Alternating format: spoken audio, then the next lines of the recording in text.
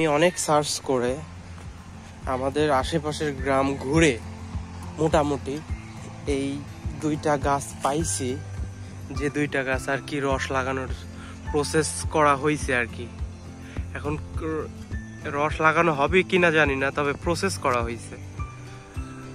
আর একটা গাছ পাইছি শুধু 4-5 গ্রাম ঘুরে, যে গাছটাতে হচ্ছে রস অলরেডি লাগানো হয়েছে আর কি, যে পাইপটা দিয়ে রস চোয়ায় ওই পাইপটাও লাগানো হয়েছে।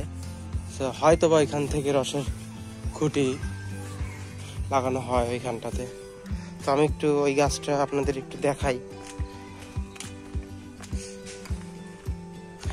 এক সময় আমরা পথে ঘাটে দেখতাম, খেজুর গাছ দেখলেই দেখতাম যে খুঁটি ঝুলছে, রসের খুঁটি। আর এখন সেই গাছ খোঁজার জন্য আমার কয়েকটা গ্রাম ঘুরতে হচ্ছে। বাংলাদেশ আসলে ইন ফিউচার কোথায় যাবে জানি না, এই গ্রামীণ এই ঐতিহ্যগুলো কোথায় যাবে জানি না। চরণ গাছটার কাছে যাই। চলে এসেছি গাইজ আমাদের কাঙ্ক্ষিত জায়গাটাতে। এই হচ্ছে আমাদের গ্রামে একমাত্র খেজুরের রসের খেজুর গাছ বাট খেজুরের রস লাগানো হয়েছে শুধু এই গাছটিতে। আপনারা দেখেন খুঁটি আসলে এরা প্রফেশনাল নয় তো আর কি, এই জন্য খুঁটিটা ইউজ করেনি, জাস্ট বোতল দিয়ে রাখছে। আপনারা দেখতে পারতেছেন রসটা কোথায় থেকে আর কি আসতেছে। ওই যে ওইখানটাতে যে সাদা অংশটা, ওইখান থেকে রস পাওয়া যাচ্ছে।